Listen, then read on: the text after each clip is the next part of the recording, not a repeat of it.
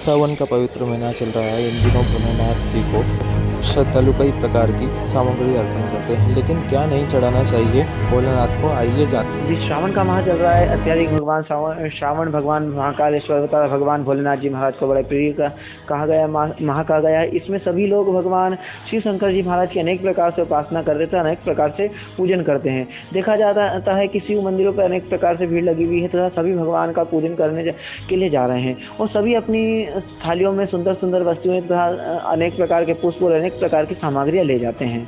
और उसी प्रकार कुछ वस्तुएं जो कि भगवान शिव शंकर जी को प्रिय होती है तथा कुछ वस्तुएं जो भगवान के शिव जी महाराज के पूजन में विशेष निषेध कही गई है, उसमें से कुछ उन वस्तुओं के मुख्य में आती हैं। एक तो कुमकुम भगवान शिव शंकर को नहीं चढ़ाया जाता है, और दूसरा रोली कुमकुम जो होता है वो भी भगवान शिव शंकर को नहीं चढ़ाया जाता, और तीसरा हल्दी है, ये भगवान शिव शंकर को नहीं चढ़ाई जाती है। ये शिव पूजन में निषेध कहा गया है। कुमकुम सौभाग्य का प्रतीक है, इसलिए भगवान शिव शंकर जी महाराज को कुमकुम नहीं चढ़ाया जाता है।